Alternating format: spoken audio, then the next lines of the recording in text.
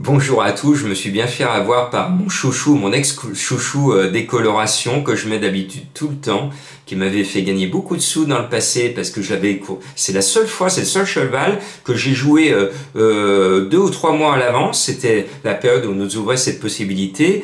Elle devait courir une étape du Grand National du Trot. J'avais joué, je sais plus, bien longtemps à l'avance et il y avait le risque qu'elle ne court pas et si elle n'avait pas couru, je perdais mes mises. Et elle a couru et elle a gagné. Décoloration m'a tellement déçu. L'autre fois, le driver ouvre les mains, il n'y a plus rien qui répond. Je me suis dit tiens, c'est pas bon signe. Et j'étais chaud, elle m'a déçu. Et là j'étais froid et elle vient nous briser la baraque. Bon, c'est comme ça.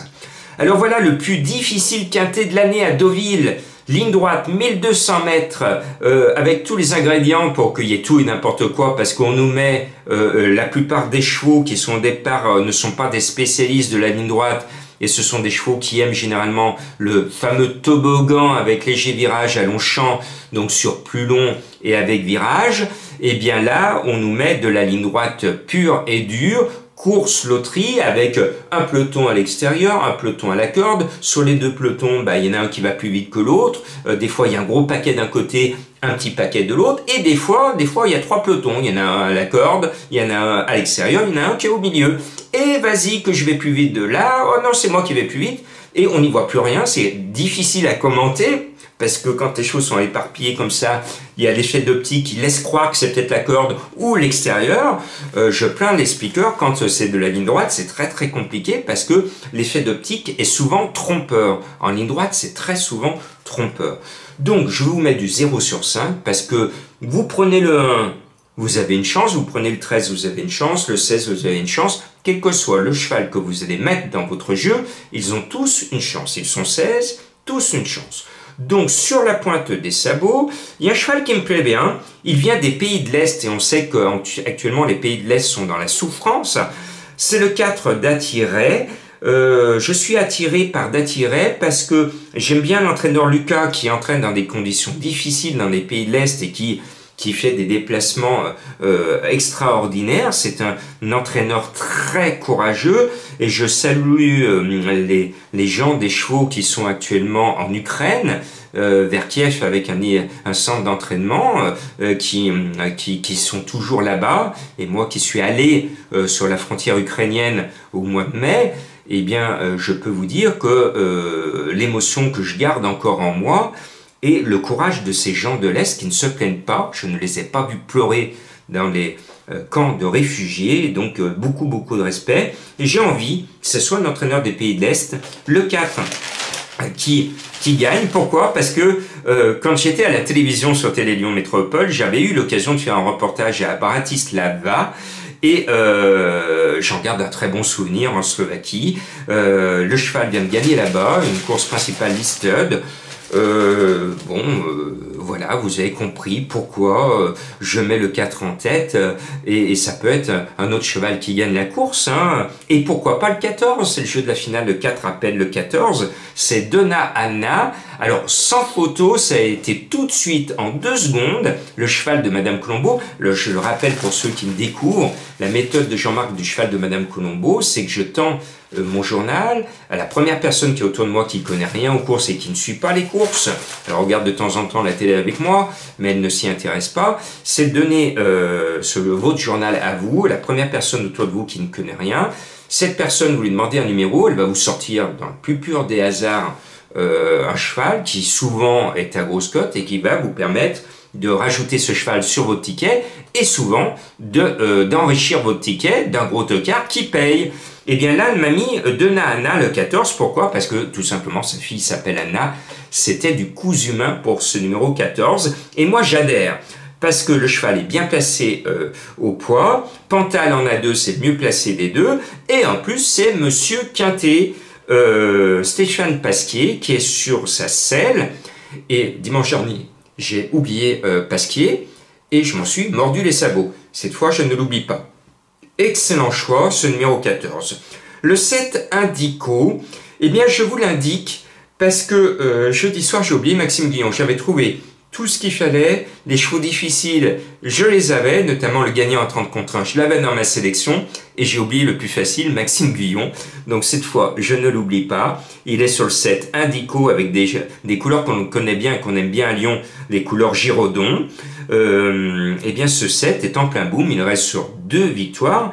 J'ai l'impression qu'il galope plus vite que le handicapeur, c'est-à-dire qu'il progresse plus vite que les kilos de surcharge qu'on lui met sur la selle. Après, on met le 8 Forza Capitano, deuxième cartouche Pantal monté par Barzalona, qui vient de finir à l'arrivée de Quintet Référence et qui aime les lignes droites, tous les feux sont au vert. Et puis, il nous a ruiné la dernière fois, Cricri Soumillon, avec le 2 Chalali. Pour moi, c'était un soleil, il avait 100% de réussite dans les quintets, et badaboum, une grosse bulle dernièrement. Alors, j'espère que Cricri va nous rembourser. Si j'en crois mes confrères, là, c'est vraiment superbe, hein, on l'annonce, Christophe, à 11 contre 1. Eh ben, si c'est du 11 contre 1, je vous encourage à jouer Christophe Soumillon à 11 contre 1 dans un quintet, portant les couleurs de son Altesse l'Agacan et entraînement Graffard, quand même, on leur doit le respect. C'est une casaque ultra classique que l'on a vu notamment dans le Jockey Club. Bien, ce 2, je le rachète même s'il nous a bien ruiné. Le 3, Mubaleg, est monté par le jockey qui est actuellement en train de détrôner Stéphane Pasquier. Il a beaucoup plus de réussite que Stéphane Pasquier dans les quintets, c'est Picon. Attention à lui, il monte le 3 et je joue le 3 surtout pour le jockey qui est en pleine réussite. Et puis, en bas de tableau, le 15, Al Oula est ma petite trouvaille, parce que j'aime bien Freddy Head, il sort toujours ses griffes. C'est un entraîneur que j'aime bien parce que il a bercé mon enfance lorsqu'il était crack jockey avec Yves Saint-Martin. Et j'ai toujours connu Freddy Head, et j'ai toujours... il y a un côté affectif qui me pousse à mettre le 15 Al Oula, qui est un cheval qui est très souvent décevant, mais de temps en temps, une fois ou 2 fois par an, se rappelle un autre bon ou mauvais souvenir en figurant à l'arrivée d'un quintet. Donc, lâché au poids avec un numéro tout à l'extérieur en ligne droite, alors c'est pas grave, il n'y a pas de virage, hein, il sera, alors là on est sûr qu'avec Alula, il sera dans le peloton de l'extérieur, il n'y a pas de photo, en espérant que son peloton soit celui qui aille le plus vite par rapport au peloton de la corde. Je le mets, ce numéro 15, et je termine avec le 6, Master Boy. Mademoiselle Voitel est aussi pessimiste que Monsieur Voitel dimanche dernier avec ses 3 chevaux, et il nous en met 2, alors qu'il ne croyait pas en ses 3 chevaux, il nous en met 2 dans le tiercé. Donc je me suis dit, oh là là, non, je me fais plus avoir par des propos pessimistes de la famille Voitel, que j'aime bien, je les adore, hein. Ils sont chez eux à Deauville, donc le 6, Master Boy, je me mets du persil dans les oreilles, je ne les écoute pas, et je mets ce numéro 6, monté par le jockey maison Benoît, qui adore, comme moi, Deauville, les planches, la Normandie, ça sent les vacances, les parasols. Félicitations à ceux qui vont pouvoir aller se promener à Deauville, qui en ont le loisir, qui en ont les vacances. Et pour les autres, si un jour vous avez la possibilité d'aller à Deauville et d'aller aux courses à Deauville, eh bien allez-y, c'est quand même un hippodrome légendaire, extraordinaire. Et moi j'ai beaucoup de bonheur à aller à Deauville. C'est un hippodrome où je me souviens, alors je termine par une anecdote de mon papa. On était parti de loin un dimanche. À l'époque, on jouait au tiercé et qu'au tiercé le dimanche. Et les PMU sur la route étaient tous fermés. On ne sait pas pourquoi un dimanche, les PMU en Normandie ce jour-là étaient fermés. Mon papa ne brillait pas parce que je lui avais donné mes numéros. On arrive, parce qu'on était parti un peu tard, on arrive un peu à la bourse sur l'hippodrome, juste avant le quintet, et mon papa court à la baraque pour jouer, et puis quand il court à la baraque, il oublie un peu mes jeux, il n'y joue pas, et puis il fait comme ça, il fait 3-5-8, et il joue ça, 3-5-8. Et il revient, il me dit pas que il a oublié de jouer mes chevaux, et il regarde, on était dans la tribune avec papa et maman, et on regarde la course, et tout d'un coup sur la chaîne, plus le poteau arrivait, plus mon papa était blanc, parce que c'était 3-5-8 sur le poteau. 3-5-8, moi je les avais pas mis, donc Pour moi, c'était pas grave, j'avais perdu. Il faut savoir perdre pour être un bon gagnant. Moi, j'ai toujours, depuis tout petit, j'ai appris à perdre.